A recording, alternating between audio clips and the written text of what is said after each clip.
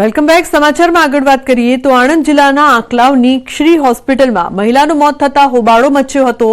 મૃતક હેતલ પરમારના પરિવારજનોએ ડોક્ટર પર ગંભીર આક્ષેપ લગાવ્યા. મૃતક મહિલાના પતિ અને દિયરે શ્રી હોસ્પિટલના ડોક્ટર સંદીપ પટેલ પર બેદરકારીના આક્ષેપ કર્યા.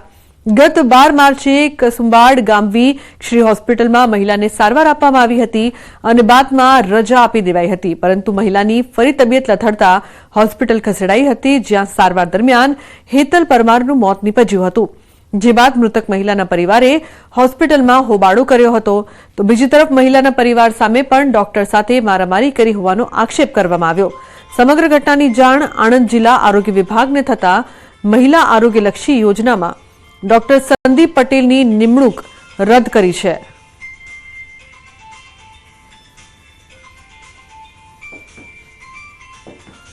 ઘરે આવ્યા એટલે એને ઠંડી ચડી હતી. અમે બે ડાયરેક્ટ પેલા આશાબેન જોડે વાત કરાવી, ડોક્ટર પેલા મેડમ જોડે અંદર કે તો આ બોટલ ચડાવીને આવું લગાવ્યું છે તો એટલે કે ઠંડી ચડી જાય, કઈ પ્રોબ્લેમ જેવું નહીં. એને 100% હું કહું કે આ ડોક્ટરની જ બેદરકારી છે. એટલે મેં એના સગાને કીધું કે 108 બોલાવી તમે હોસ્પિટલે આવી જાઓ, પણ પેશન્ટને દર્દીના સગા રિક્ષામાં લઈને આવેલા, 108 બોલાવેલી નહીં. અહીં આવીએ અને તરત જ તપાસતા પેશન્ટના ધબકારા કે પલ્સ કે SpO2 હતું નહીં. એટલે સગાને મેં જાણ કરી કે આમાં પેશન્ટનું દર્દીનું મૃત્યુ થયેલું છે. આવા કિસ્સામાં આપણે પોસ્ટમોર્ટમ કરાવી મૃત્યુનું ચોક્કસ કારણ જાણવું જોઈએ, પણ દર્દીના સગાએ ટોળા ભેગા કરી ઉશ્કેરણી કરી હોસ્પિટલમાં મારામારી કરેલી. શ્રી હોસ્પિટલ આંકલાવમાં અમારા દ્વારા સરકાર માન્ય જે કુટુંબ કલ્યાણ કેન્દ્ર એમના દ્વારા મેળવેલું હતું, એ કુટુંબ કલ્યાણ કેન્દ્ર અમારા દ્વારા રદ કરાયું. કે કોઈ પણ સરકારી માન્ય કુટુંબ કલ્યાણ કેન્દ્રમાં કુટુંબ નિયોજનનું ઓપરેશન કરાવેલું હોય અને કોઈ પણ કારણસર મૃત્યુ થયું હોય તો પણ જો કુટુંબ કલ્યાણ કેન્દ્ર અમે આપેલું હોય તો અમે નિયમ મુજબ એને રદ કરતા હોય. તો રાજ્ય પોલીસ વડાના આદેશના પગલે ઉધના પોલીસ સેક્શનમાં માથાભારે સામાજિક તત્વોના ઘરો પર બુલડોઝર. માથાભારે છાપ ધરાવતા કુખ્યાત રાહુલના ઘર પર પોલીસનું બુલડોઝર.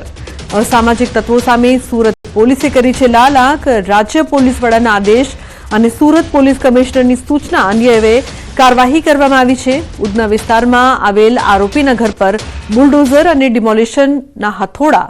આરોપી સામે કાયદાનો સકંજો વધુ મજબૂત રીતે કસાયો. આરોપી રાહુલ વિરુદ્ધ 23 જેટલા ગંભીર પ્રકારના ગુના. તો આરોપી વિરુદ્ધ હત્યા, મારામારી, ખંડણી, મિલકત પર કબજા સહિત ગંભીર પ્રકારના ગુના દાખલ છે. હાલ પણ આરોપી વિરુદ્ધ ગુજસી ટોકનો ગુનો રજીસ્ટર કરવામાં આવેલ છે. ઉધના પોલીસની કડક કાર્યવાહીના પગલે અન્ય આરોપીઓમાં ભારે ફફડાટ છે. કાયદામાં રહેશો તો ફાયદામાં રહેશોનો પાઠ આરોપીઓને ઉધના પોલીસે ભણાવ્યો છે. તો સુરતમાં પણ કાર્યવાહી.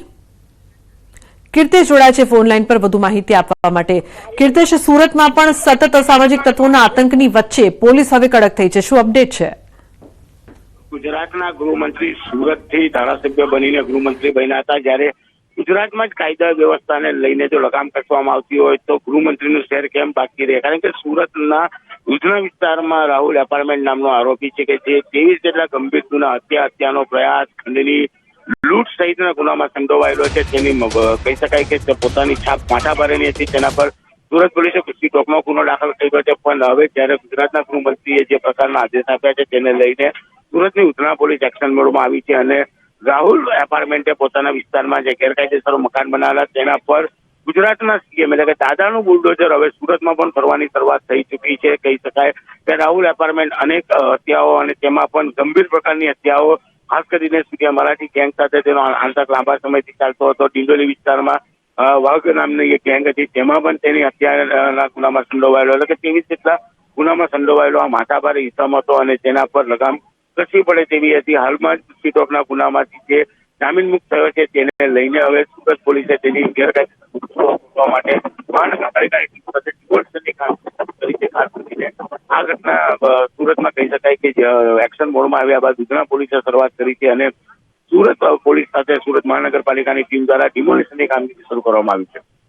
બિલકુલ કીર્તેશ, આભાર સમગ્ર માહિતી બદલ. તો કુખ્યાત રાહુલના ઘર પર પોલીસનું બુલડોઝર ફર્યો છે. રાહુલ અન્ય ગુનાઓમાં પણ સંડોવાયેલ છે. રાહુલ વિરુદ્ધ અત્યાર સુધી 23 જેટલા ગંભીર પ્રકારના ગુના છે. તે છે મારામારી, ખંડણી, મિલકત પર કબજાના ગુના પણ તેની વિરુદ્ધ જોવા મળી રહ્યા છે. આરોપી વિરુદ્ધ ગુજસીટોકનો ગુનો પણ રજીસ્ટર કરવામાં આવ્યો છે. સુરતમાં સતત જે પ્રકારથી ગુંડા તત્વોનો આતંક છે, જે બાદ હવે કાયદામાં રહેશો તો ફાયદામાં રહેશો જે વાત તંત્ર દ્વારા કરવામાં આવે છે, તેને લઈને હવે કાર્યવાહી પણ ચાલુ કરી દેવામાં આવી છે.